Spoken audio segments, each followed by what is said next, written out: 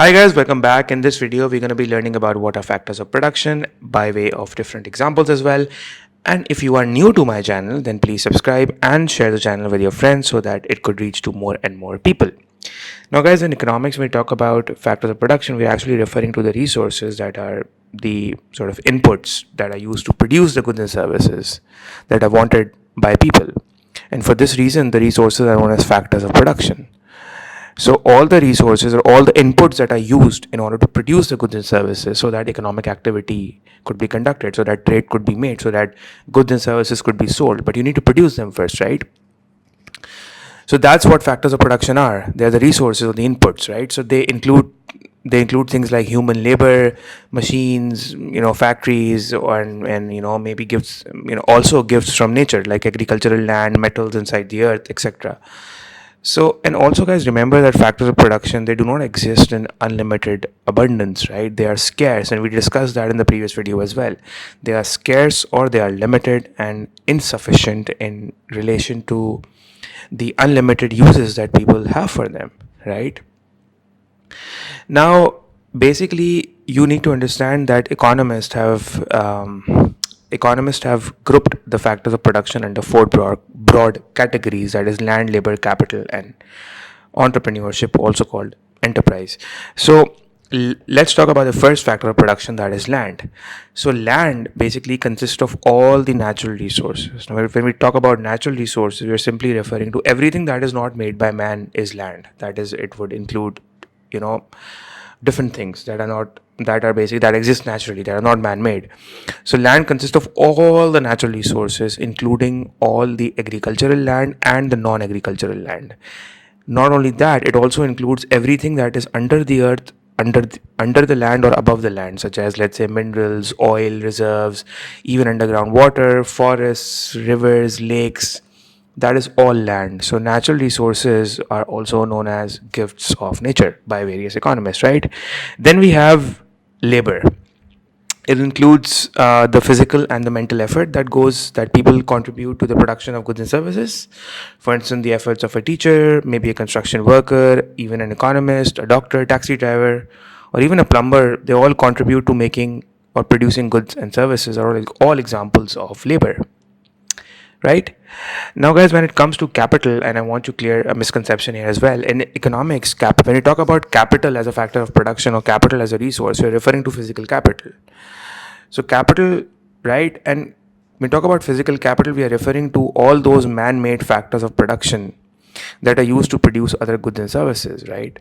So examples of physical capital include, that is, we're only referring to those man-made goods that are basically used to produce other goods and services. So capital is firstly, number one, produced by man itself. It's not a natural use. It doesn't exist naturally. We produce it, and we produce it to produce other goods and services. So capital are those goods that are used to produce other goods so that economic activity could be conducted. For example, machinery, for example, tools, even factory buildings, factories and buildings. Factories and buildings are part of capital. Why? Because they are man-made, right? And they are needed to produce other goods and services. Road systems, your whole road systems, your airports, your harbors, the electricity generators and the telephone supply lines, these are all capital as a resource in economics. Physical capital, guys, is also known as capital goods in economics, or they're also termed as investment goods. So these, when you talk about these man-made goods that are used to produce other goods and services, are also called capital goods or investment goods. Now, in a very generic non-economic sense, we often hear the word capital as people have invested their money in buying shares and stocks and putting the money in the bank, and that is not capital, right? That is not the capital as a resource, as a physical good used to produce other goods, right? So that is not termed as capital as a factor of production. So capital in economics, we're talking about physical capital. That is all the man-made goods that are used to produce other goods. Yes, economics terms it as financial capital. That is investment in financial instruments like stocks, bonds, and the money that we are sort of putting into banks. But that is not the capital that we talk about under factor of production, right? In economics, when we're talking about capital as a resource, as a factor of production, we are referring to physical capital. That is all the man-made factors of production that is used to produce. That is all the man-made factor of production, all the man-made goods that a man produces to produce other goods and services, right? Then the last is entrepreneurship, or also referred to as enterprise, and that's this entrepreneurship is a human skill that is possessed by some peoples, right? And it involves the ability to innovate by developing new ways of doing things. To take, and the entrepreneur who's actually running the business, he takes business risks. Maybe the business could end up in a loss. So that's the entrepreneurship is the risk taking ability. The enterprise is the business itself, right? So the person is taking business risk. He's trying to seek out new opportunities for opening and running a business. So the role of the entrepreneur is sort of entrepreneurship itself. It organizes all the other three factors of production. That is all. He organizes. Entrepreneurship organizes, like entrepreneurship itself. Organize sort of role of a management here, that it organizes all the other factors of production like land, labor, capital. And takes on the risks of success or the failure of a business. So that's what entrepreneurship means. So these are the factors of production. They're very much essential to conduct economic activity. And so, for instance, let's say, I right now, in order to make a video, I'm using an iPad.